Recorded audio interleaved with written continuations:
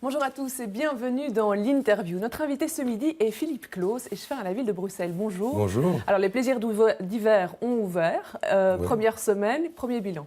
Pour le moment, c'est excellent. Évidemment, on a le temps idéal, froid et sec. Et c'est vrai que de plus en plus, c'est vraiment l'attraction de fin d'année à Bruxelles. D'ailleurs, un peu dans toute l'Europe, parce que c'est notre grosse attraction touristique de fin d'année. Et le premier week-end a été parfait. Alors changement cette année, il y a un plan de mobilité. On l'attendait depuis très très longtemps. Est-ce que ça marche? Alors, il y avait toujours eu des plans de mobilité, des grosses collaborations avec la STIB. Ce qu'on a rajouté cette année, c'est véritablement des parkings de dissuasion. Ça faisait longtemps qu'on négociait pour un ticket commun entre la STIB et une société de parking. Et on a toujours dit que ce n'était pas compatible. Alors, c'était souvent une société de transport et de parking qui ne se mettait pas d'accord. On s'y est mis, notamment avec ma collègue Elsamp, pour trouver une solution. On l'a trouvé. On fera le bilan en fin de plaisir d'hiver, mais ça rajoute au dispositif, parce que j'en profite pour le dire, plaisir d'hiver, il y a 2 stations de métro qui la desservent. Venez en transport en commun. Vous n'avez pas les premiers chiffres sur l'utilisation du parking? Non, on n'a pas encore sur le premier week-end. On va faire une première évaluation cet après-midi, en fait, avec les sociétés de transport. Alors le concert de klaxons dans la rue d'Ansart, de tous les gens qui faisaient la file, est-ce qu'on y assiste encore cette année-ci? Alors, de toute façon, il y a beaucoup de monde. Il faut être très clair. C'est un événement qui est extrêmement invasif. On ne va pas le nier. C'est un moment difficile aussi pour les riverains. C'est une des raisons pour lesquelles il y a ce plan de mobilité. Mais c'est à la rançon de ce succès. 1,5 million de visiteurs, les gens qui viennent du 4 coins de l'Europe. C'est logique que ce soit embouteillé, mais vraiment, notre chance, c'est d'être bien desservi par le transport en commun. On a étendu le parcours jusqu'à la place de la Monnaie. Pourquoi? En fait, on n'a pas vraiment étendu. Ce qu'on a voulu, c'est reconnecter. Donc, on a une rue extrêmement commerçante qui est la rue Neuve. Et il y avait un peu ce trou entre la rue Neuve et l'arrière de la Bourse. Et donc, avec un dispositif lumineux sur la place de la Monnaie, mais aussi sur toute la rue des Fripiers, on reconnecte les quartiers commerçants. Et c'est véritablement donner une dimension supérieure et supplémentaire au plaisir d'hiver. Alors c'est couplé à un spectacle lumineux, notamment Grand Place. Vous êtes satisfait du résultat? Certains sont un peu déçus. Mais écoutez, l'année passée, j'ai fait quelque chose de très ambitieux. Le sapin électronique. Voilà, donc cette année, on est revenu à plus de sobriété, quelque chose qui respecte plus le patrimoine, avec quelque chose de plus avant-gardiste sur la place de la Monnaie. Voilà, je pense que c'est difficile de satisfaire tout le monde.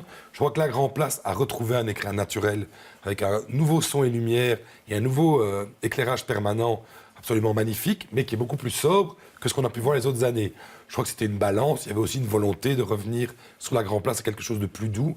Et donc, pour l'éclairage plus événementiel, il faut se diriger vers la Monnaie. Donc, un peu trop sage cette année. L'année prochaine, alors, on fait quoi? Écoutez, c'est toujours une question de mesure. Je pense que notre force, cette fois-ci, c'est vraiment d'avoir étendu les lumières un peu partout, pas simplement sur la Grand Place, qui, honnêtement, je le répète, se suffit à elle-même. Vous regrettez pas le sapin électronique et sa polémique qui vous avait fait un bon coup de pub? Alors, moi, je vais dire honnêtement, le sapin électronique, c'est quelque chose que j'assume complètement. Ce que j'ai trouvé un peu, honnêtement, limite, mais on devait l'apprendre, c'est la récupération politique que certains en ont fait pour taper sur la population musulmane de Bruxelles. Parce que tout le monde sait que ça notamment. Voilà. Ça n'avait évidemment rien à voir avec la population musulmane, alors qu'on le trouve laid ou beau. Moi, je respecte ça, les gens, complètement, mais venir dire que j'avais fait ça pour faire plaisir à la population musulmane, c'était quand même extrêmement maladroit, voire profondément indélicat. Alors, on a cherché, Alain Courtois nous avait annoncé un grand chrono du côté de Brouckère, puis on ne l'a pas trouvé. Pourquoi ça n'a pas abouti? Il faut attendre. Je pense que ça avance bien, donc c'est une idée qu'Yvan Mayer a eue il y a quelques temps.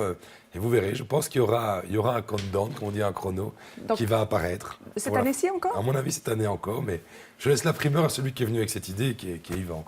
Alors, au Palais 12 du Heysel, salle de concert, les premiers concerts ont eu lieu. Est-ce que ça fonctionne bien?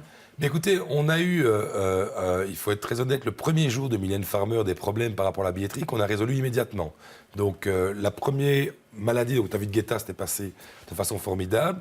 On a eu des petits problèmes d'accès sur le premier concert de Mylène Farmer et les autres dates sont passées tout à fait dans le calme. Mais surtout, la bonne nouvelle, c'est qu'on espérait 15 dates de concert pour la première année. On est à plus de 40 aujourd'hui. Donc, on vient d'annoncer le rappeur américain Drake qui viendra au mois de mars. On n'arrête pas de remplir Francis Cabrel qui va venir également l'année prochaine. Enfin, toutes les semaines, on a un nouvel artiste qui boucle la salle. Donc la salle intéresse les opérateurs. Exactement. On était encore à Londres avec nos équipes, enfin pas moi personnellement, mais mes équipes, pour vraiment présenter la salle à tous les opérateurs mondiaux, les plus grandes stars. Et ils sont extrêmement intéressés. Et vraiment, sa force, c'est l'endroit où elle est positionnée et son acoustique exceptionnelle. Par rapport aux riverains, comment ça se passe? Ça, c'était un peu l'inconnu. Absolument aucun problème. Donc je pense qu'aucune plainte. Vous savez, on a eu David Guetta jusqu'à 5 h du matin, un concert de musique électronique. Donc vraiment, ce qui pourrait générer le plus de nuisances. On a eu 3 fois 15 000 personnes avec Mylène Farmer. Aucune plainte n'est arrivée au cabinet. Et je dois dire que même les communes avoisinantes, tout le monde est parfaitement satisfait de la façon dont la salle est gérée. Alors, prochain événement à la ville de Bruxelles, c'est le changement de bourgmestre. On en a assez parlé. Oui. Est-ce qu'on connaît la date ? Mais écoutez, je pense que ce sera pour le conseil communal où on présentera le budget, qui est le 16 décembre. Normalement, ça doit être cela. Donc, vous savez que la procédure, pour l'instant, Yvan Maillot doit prêter serment auprès du ministre-président. Les signatures ont été récoltées. Ça devrait être dans les 10 jours. La section locale du PS s'est prononcée par rapport à la candidature de M. Mayer en ticket avec Mme Perretta. 76% de votes pour. C'est pas énorme, hein. Écoutez, 76%, c'est des très beaux scores, vous savez. Vous savez que le PS est une partie extrêmement dynamique. Rien que dans la section de Bruxelles, nous avons plus de 700 membres. Nous sommes un des plus grands. Oui, mais il y avait un seul candidat ici. Donc Oui, mais je pense que, honnêtement, le score s'est bien passé. Les choses se sont exprimées. On a eu un débat. On a surtout une équipe soudée derrière un nouveau bourgmestre qui remercie aussi l'ancien pour tout le travail qu'il a fait. Séance très, très émouvante lundi au conseil communal pour la dernière séance de Freddy Tillmans. Et donc, voilà, maintenant, il faut avancer. Les 20% de personnes qui ont voté contre, c'est quand même des gens qui ont voulu arrêter, qui ont voulu envoyer un signal assez fort. Je vous jure que quand on est élu avec 76%, on est ravis. Je peux vous le dire comme homme politique. Alors pourquoi est-ce qu'on a présenté un ticket combiné, Mme Perretta pour le CPS et M. Mayer pour la ville de Bruxelles? C'est assez logique. Il se présente comme bourgmestre, il fallait désigner son remplaçant. On peut dire que c'est deux choses différentes. Quand on s'est présenté l'équipe comme échevin, on a fait voter la section aussi sur toute l'équipe. Freddy Tillmans, évidemment, comme bourgmestre qui était présenté, les différents échevins. Je crois que c'est la force du PS, c'est d'être cette équipe avec des personnalités extrêmement fortes qui ont envie de faire bouger Bruxelles, qui ont envie de faire bouger la ville, qui veulent imprégner une dynamique. Et c'est ce que nous allons continuer à faire. Alors, Écolo, dans l'opposition, a dit qu'il serait contre cette désignation. Il parle de faute politique. Est-ce qu'il y a eu faute politique autour de l'histoire du salaire et des logements de Mme Perretta? Je pense malheureusement qu'Écolo à la ville de Bruxelles, et je ne veux pas mettre tout Écolo, mais est dans une opposition pas très constructive. Je pense que tous les projets sont toujours contre, que chaque conseil communal... ils en tireront le bilan de leur action politique. Il y a des gens dans Écolo de la ville de Bruxelles qui sont depuis très longtemps dans la vie politique, dont je dis parfois un peu de mal à voir quel est le bilan. C'est un choix d'opposition pour vous?